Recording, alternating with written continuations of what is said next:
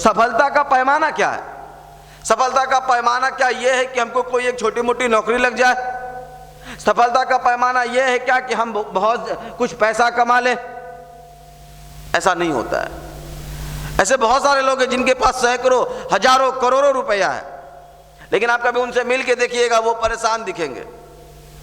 वो बेचारा इस बात से परेशान है कि रात को नींद नहीं आता है। डॉक्टर के पास लाइन लगाए हुए हैं, फिजिशियन के पास भी लाइन लगाए हुए हैं, और न जाने किन किन डॉक्टर के पास लाइन लगाए हुए हैं। ज्योतिषी के पास भी हाथ दिखा रहे, किसी तरीके से हाथ दिखाकर मेरा बीमारी ठीक हो जाए, और उस बात से परेशान है। सफलता का पैमाना इस बात से नहीं होता है। आप अपने कार्यों को ईमानदारी के साथ करते हैं या नहीं करते? आप देखिए, आप जिस इमोशन, जिस भाव को लेकर आप चले थे, उस पर मेहनत कर पाते हैं कि नहीं कर पा रहे? और युवा मंडल में अगर आप बैठ रहे हैं तो इसका भी मूल उद्देश्य यही है। मैं गुरुदेव का एक लेक्चर सुन रहा था 2 दिन पहले सुबह में, ध्यान के बाद। गुरुदेव उसमें बोलते हैं ध्यान का मतलब क्या है, साधना का मतलब क्या है? साधना का मतलब गायत्री माता को खुश करना, प्रसन्न करना। वो कहते हैं कभी गायत्री माता न किसी से नाराज होती है न किसी से प्रसन्न होती है। कभी माँ किसी से नाराज होती है क्या? किसी बच्चे से आपकी माँ कभी नाराज होती है क्या? अगर नाराज भी हो गई तो कुछ देर बाद फिर से वो प्रसन्न ही होती है, वो अंदर से नाराज नहीं होती है। गायत्री माता नाराज नहीं होती है। गुरुदेव करते हैं ध्यान और साधना का मतलब अपने को सुंदर बना पा रहे हो कि नहीं बना पा रहे हो। आपका गुण, कर्म, स्वभाव, चिंतन, चरित्र, व्यवहार में परिवर्तित आ पा रहा है या नहीं आ पा रहा है? आप व्यवहारिक चीजों को सीख पा रहे हैं या नहीं सीख पा रहे? अगर सीख रहे, आपके अंदर ये परिवर्तन आ पा रहा है, तो आप मान के चलिए कि आपकी साधना, आपका ध्यान सार्थक दिशा की ओर आगे बढ़ रहा है। आप सिर्फ आंखें बंद करके गायत्री मंत्रों का बुदबुदाना को ध्यान साधना नहीं बोलते। भैया पहले बोलते थे, नुक्कड़ नाटक होता था, हमको याद है, पटना जंक्शन के पास, सप्ताह में 3 दिन। उस समय हम भी जाते थे, 11th-12th का विद्यार्थी थे, उस समय जाते थे। तो भैया बोलते थे कि ये जो जीभ है ना, जीभ, संयम की परिभाषा सिखाते थे। ये जो जीभ है, वो बोलते थे कि आप देखे हैं बिहार पुलिस का बंदूक, उससे अगर गोली छोड़ा जाए तो हो सकता है उल्टे आप ही को लग जाए, उसका धार इतना ये रहता है। वो बोलते थे कि जिस जिह्वा से आप गायत्री मंत्र को करते हैं, इस जिह्वे को भी आपको मजबूत बनाना होगा, इस जिह्वे को भी संयमी बनाना पड़ेगा। संयम की परिभाषा देते थे। उसी प्रकार हम आपको बता रहे हैं कि जो आप जिस छात्र जीवन में आप जी रहे हैं, जिस लक्ष्य को लिए आप जी रहे हैं, उस लक्ष्य के लिए आपको उतनी बड़ी त्याग और बलिदान, उतना समर्पण, उतनी मेहनत करना होगा। और ध्यान और साधना का मतलब जो युवा मंडल भी आपको सिखाता है 20 मिनट की साधना, वो साधना आपके जीवन में आए तो आपको परिवर्तित कर जाए। अगर आप किसी गांव के व्यक्ति हैं और आप साधना करने वाले हैं, तो अगर गांव में जाएं तो दूसरे लड़के देखकर प्रभावित हो, आपके आचरण को देखकर, आपके गुणकर्म स्वभाव को देखकर, कि भाई यही लड़का कल ये किसी से लड़ाई झगड़ा कर लेता था, किसी को न जाने गाली दे देता था, न जाने इसका अपने परिवार के प्रति क्या ये इमोशन रहता था, लेकिन आज देखो इसके अंदर कितनी बड़ी परिवर्तन दिख रहा है। फिर आपसे पूछे, भाई तेरे अंदर ये परिवर्तन कहां से आया? आप बोलेंगे क्या गायत्री मंत्र करने से ऐसी परिवर्तन आता है? अरे भैया आप तो बड़े हैं, समझदार हैं, पढ़े लिखे लोग हैं। अरे हम तो ऐसे बताते हैं, हम आपको प्रयोग बता रहे हैं। छोटे छोटे बच्चे जो 5, 6, 7, 8, 9th के बच्चे हैं, क्या उनीश जी सामने बैठे हैं, छोटे छोटे बच्चे की कल मैंने अपने स्कूल में पेरेंट्स मीटिंग लिया था। पेरेंट्स ने आकर कहा मैं उन बच्चों को गायत्री मंत्र सिखाता हूँ, अच्छे विचारे बताते हैं, सब लोग बताते हैं मिलकर, पढ़ाई के साथ साथ ये बातें बताते हैं। उनके पेरेंट्स जब आकर कल बोले कि सर कुछ, मैं उस बच्चे की प्रशंसा इतना ही मात्र करना चाहूँगा कि वो बच्चे पहले न जाने कितने लोगों से झगड़ते थे, गाली देते थे सर, लेकिन अब तो देखते हैं कि बच्चा सुबह उठता है तो प्रणाम करता है, गायत्री मंत्र करता है, भगवान सूर्य को अर्घ्य भी देता है। हम लोग नहीं देते हैं, वो देता है। और जब फिर स्कूल से जाता है तो फिर से हमको प्रणाम करता है। हमको तो आश्चर्य लग रहा है, ये कहाँ से आया? ये उसके अंदर इमोशन विकसित किया गया।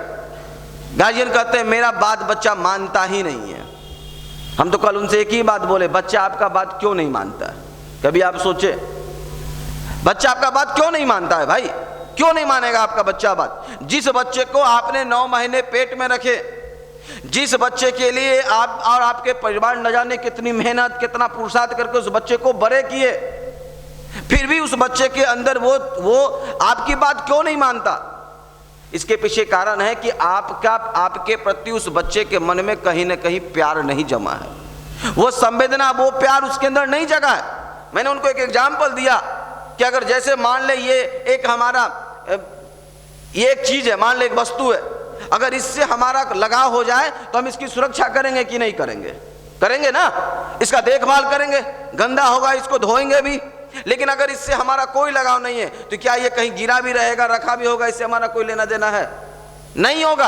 अगर जिस बच्चे के अंदर अपने पेरेंट्स के लिए अगर प्यार जग जाए, नहीं मेरे पेरेंट्स ने मेरे लिए इतना किया है, उसके अंदर अगर एक भाव जग जाए, एक संवेदना जग जाए, यार उसको कितनी भी बाधाएं आ जाएगा ना, वो रुकने वाला नहीं है। सारे बाधाओं से लड़कर वो अपने माता पिता के सपना को पूरा कर लेगा। वो सपना को जगाने की जरूरत है, और आज वो सपना नहीं जगा पा रहे हैं हम।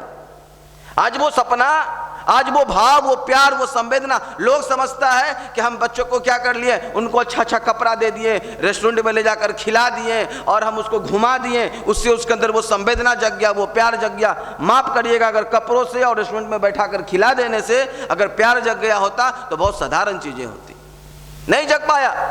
अरे भाई, आप तो हमारे यहाँ तो कहानियों में हम पढ़ते हैं ना, कहानियों में हम पढ़ते हैं, माँ सीता जंगल में किस रेस्टोरेंट में अपने लव और कुश को बैठाई थी?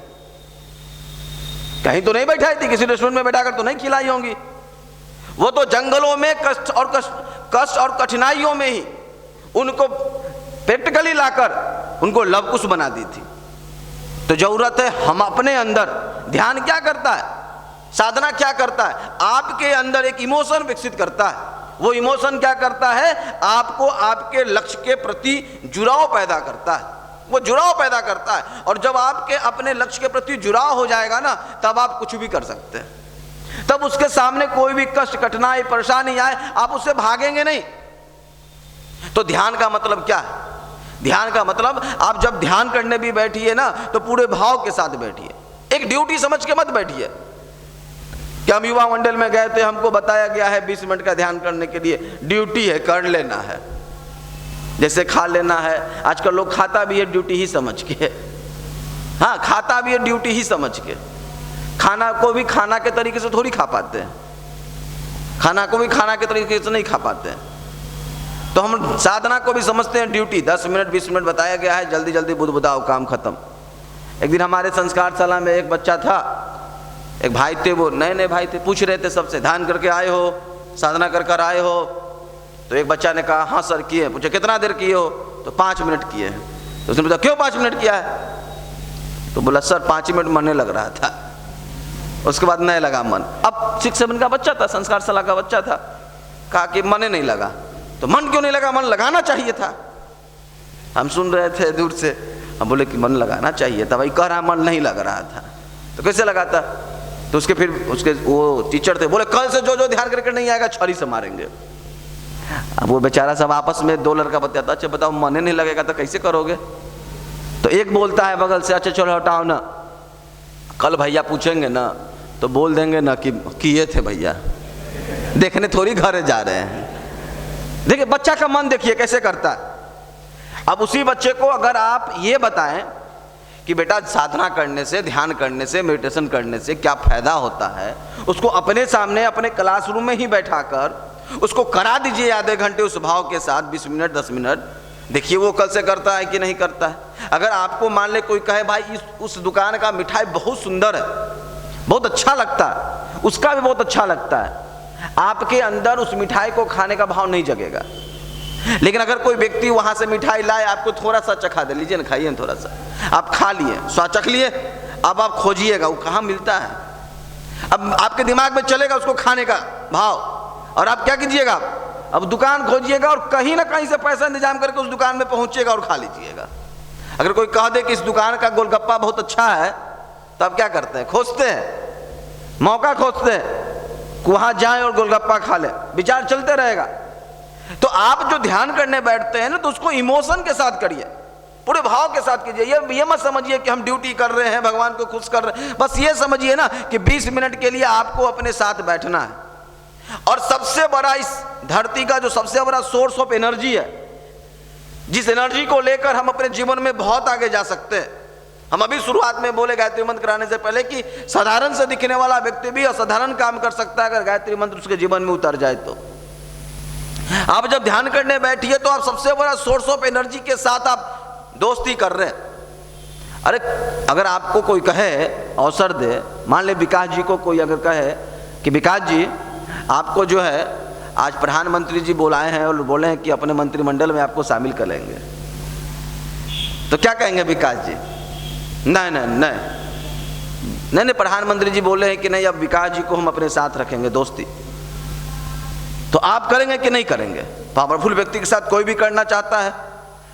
तो उसी प्रकार आप ये सोचिए कि वो तो एक धरती के एक साधारण सा 5 साल के लिए पावरफुल बन के आए हैं। इस धरती का सबसे बड़ा पावरफुल एनर्जी जिससे पूरे लिविंग थिंग्स लेता है एनर्जी क्षण से, उस भगवान सूर्य के साथ आप अपनी दोस्ती कर रहे हैं, उसके साथ उनके साथ आप रिलेशन कर रहे हैं, उनके साथ दोस्ती बैठा रहे हैं, और वो भी 20 मिनट मात्र देना है आपको। वो भी 20 मिनट प्यार से ध्यान से देना चाहिए या नहीं देना चाहिए? देना चाहिए। वहां भी दिमाग थोड़ी लगाना चाहिए। अब वहां भी लोग बैठते हैं, बच्चा वाली बात आती है, बच्चा वाला बात तो कहेगा, एक सप्ताह बाद आकर कहेंगे भैया कंसंट्रेशन नहीं जग पा रहा है। भैया पूछेंगे ध्यान करते हैं? हाँ भैया 1 सप्ताह से ध्यान कर रहे हैं, कंसंट्रेशन नहीं जग रहा। फिर तो वही वाली हाल कर रहे हैं कि छोटा सा बच्चा, अपने पिताजी उसकी आम लाए थे, आम की गुठली लेकर गया, बगीचे में डाल दिया, 2 दिन बाद पापा को कहा पापा पेड़ नहीं उगा है। पिताजी कहे थोड़ा सा और समय दो, उसने नहीं नहीं 2 दिन हो गया अभी तक आम क्यों नहीं निकला इससे। वही हालत हो गई। भाई अभी 1 वीक ही हुआ है और आप तुरंत उसके परिणाम की आवश्यकता करने लगते हैं। आप पहले उसमें समय तो दीजिए, अपना समर्पण तो लगाइए, आप अपना भाव तो लगाइए, देखिए उधर से परिणाम मिलता है कि नहीं मिलता है। और कुछ कुछ ऐसी चीजें होती हैं जहां पर परिणाम नहीं ही सोचना चाहिए। क्यों सोचे परिणाम भाई? मान लीजिए आप किसी से सही प्यार करते हैं, सच्चा प्यार करते हैं, तो उससे परिणाम खोजते हैं क्या? खोजते हैं क्या कि नहीं सामने वाला भी हमसे प्यार करे तभी हम उससे प्यार करेंगे? माँ अगर ये सोचकर आपके साथ प्यार की होती है आपके साथ, तो क्या आपसे कर पाती? आप बहुत बार माँ के दिल को दुखाए होंगे, सब लोग दुखाए हैं, तो क्या वो आप अपना प्यार देना छोड़ देती है क्या? नहीं छोड़ पाती। लेकिन जब हम ध्यान के क्रम में बैठते हैं तो तुरंत उसके बारे में क्या सोचने लगते हैं? उससे क्या मिलने वाला है, उससे मतलब जिस काम में अगर आपका स्वार्थ ज्यादा आ रहा है, स्वार्थ भरा विचार ज्यादा आ रहा है, आप समझिएगा उसमें आप पूरे लगन के साथ नहीं कर पाएंगे। हम एक कहानी सुनाते हैं। अकबर के दरबार में तानसेन जी थे, बहुत सुंदर म्यूजिक देते थे, संगीत देते थे। तो अकबर कहें कि तानसेन तुम्हारे जैसा संगीतकार म्यूजिक कोई नहीं देता है। तो तानसेन ने बड़ा झेप कर कहा कि साहब एक व्यक्ति हैं जो बहुत सुंदर गाना गाते हैं, अगर आप सुनेंगे ना तो आप हमको भूल जाएंगे। तो उन्होंने कहा कि बुलाओ उनको मेरे दरबार में। वो बोले किसी के दरबार में वो जाते नहीं हैं, तो क्या करते हैं? वो बीच जंगल में ही गाते हैं, चलना पड़ेगा आप ही को। अकबर बोले चलो, ऐसी बात है। तो संगीत के प्रेमी थे, वो तानसेन को लेकर जंगल में पहुंचे। जंगल में पहुंचे तो देखे वो संगीत ही दे रहे थे, और संगीत दे रहे तो उनके संगीत को सुनकर अकबर मंत्रमुग्ध हो गए। तानसेन को बोले तानसेन एक बात बोले, बुरा मत मानना, तुम बहुत अच्छे म्यूजिक देते हो, लेकिन तुमसे बहुत अच्छा शानदार म्यूजिक दे रहा है, ऐसा म्यूजिक दे रहे हैं, ऐसा संगीत गा रहे हैं कि अंदर के आत्मा तक को छू जा रहा है। तो तानसेन ने कहा अकबर से कि महाराज इसमें आप कोई गलत ही नहीं कह रहे। बोले क्यों? बोले कि हम जो संगीत देते हैं ना वो आपको खुश करने के लिए देते हैं, लेकिन जो वो संगीत दे रहे हैं ना वो भगवान को खुश करने के लिए दे रहे हैं। ऑटोमेटिक है कि मेरा संगीत उनके संगीत के सामने छोटा ही होगा। हम जब ध्यान करते हैं तो यही भाव को रखिए कि हम मांगने वाले नहीं, भगवान के सामने भी आप ये बनकर बैठिए, क्योंकि आप उनके राजकुमार बैठे हैं। आप उनको राजकुमार, भगवान क्या किए? भगवान सबसे सुंदर इस धरती पर अगर किसी को बनाकर भेजे हैं तो मनुष्य योनि में आपका और हमारा जन्म हुआ है। हम और आप भगवान के राजकुमार के रूप में आए हैं। तो जब आप ध्यान करने बैठिए तो एक राजकुमार के तरीके से बैठिए, भिखारी के तरीके से मत बैठिए। अपने जीवन में, भौतिकवादी जीवन में हो सकता है कष्ट कठिनाई होगा, समस्या होगा, और लोग बोलता है कि भगवान देखते हैं। भगवान सब देख रहे हैं। तो जब वो भगवान है, जब सब वो शक्तिशाली है, जब देख रहे हैं इसको इस चीज की जरूरत होगी, हम उस योग होंगे तो हमको मिल जाएगा। मांगने क्यों जाए? भिखारी बनकर क्यों बैठे उनके सामने? राजकुमार बनकर बैठे ध्यान करने के लिए। और उनसे पूछे कि भगवान ये बताओ इस समय में मेरी जरूरत क्या है, आपके किसी काम के लिए मेरी जरूरत है क्या? अगर मेरा कोई कार्य है और उस काम के योग अगर हम अभी नहीं बन पाए हैं तो हमको उस योग बनाने की मेरे अंदर वो ताकत, मेरे अंदर वो सद्बुद्धि, मेरे अंदर वो प्रेरणाएं दो कि हम उस लायक बन सके कि जो आपके कार्यों को कर कर एक शानदार इंसान बन सके। ये भाव के साथ ध्यान कीजिए।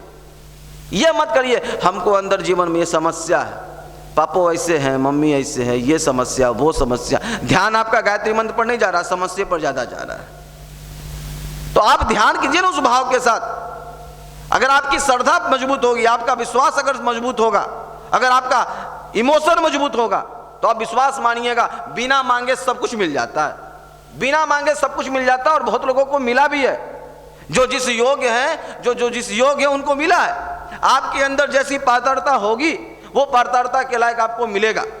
जैसे अगर एक बर्तन रखा हुआ है, एक तरफ बारिश हो रही है, लोटा रखा है, एक तरफ बड़े कटोरा रखा है, दोनों की पात्र अलग अलग है।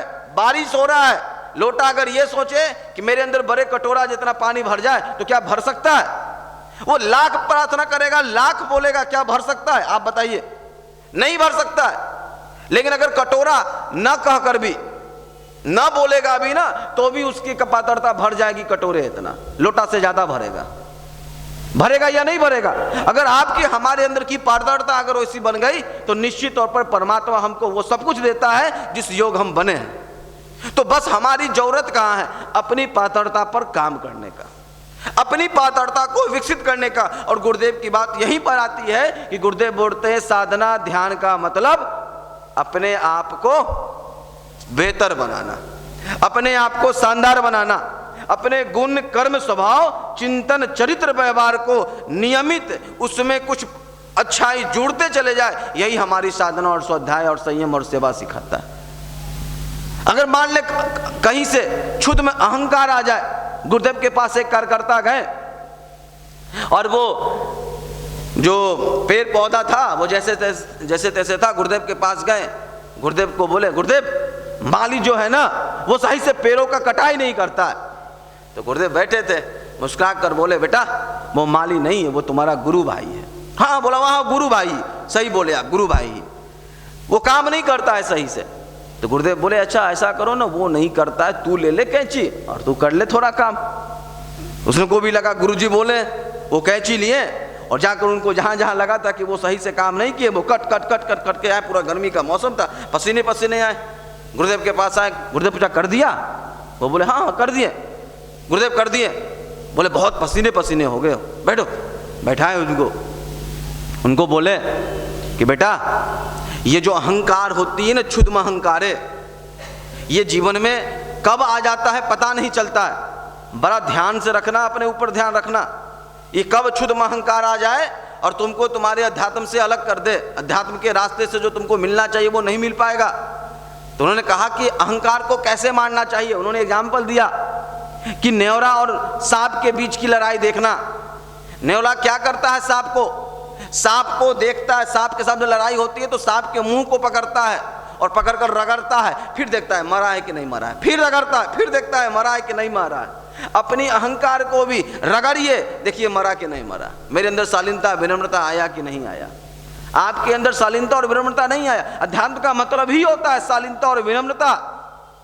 अध्यात्म का मतलब ही होता है प्यार। आपके अंदर दूसरों के लिए अगर दूसरा कोई दर्द में है, दुख में है, तो उसके लिए आपके अंदर से इमोशन जगता है कि नहीं जगता है? उसके लिए आपके अंदर से दुआएं जगती है कि नहीं जगती है? उसके लिए आपके अंदर से प्यार जगता है कि नहीं जगता है? हम तो आपको एग्जाम्पल देते हैं, जब भी आदरणीय भैया से मिलिएगा, जब भी आपको आदरणीय भैया से मिलने का होता है, आप देखिएगा आप उनके कोई रिश्तेदार नातेदार नहीं होते हैं, कोई सहयोगी नहीं है, लेकिन अगर आपको किसी दुख को लेकर, किसी दर्द को लेकर, किसी समस्या को लेकर आप उनके पास पहुंचिएगा, उनको ऐसा लगता है कि उनकी समस्या आपकी समस्या उनकी समस्या है और वो ये सोचते हैं कि ये समस्या को कैसे दूर किया जाए। बाद में भी लोगों से बात करते हैं कि भाई देखो उस लड़के के अंदर ये समस्या था, कोशिश करो वो समस्या उसका दूर हो जाए। उनके अंदर ये बेचैनी जग जाती है कि किसी से उस सामने वाले का वो दुख दर्द हम दूर कर सके। ये अध्यात्म तो करता है, एक इंसान बनाता है। आपके अंदर क्या करता है? आपके अंदर प्यार भर देता है, इतनी प्यार भर देता है कि सामने वाले को भी अपना बना लेते।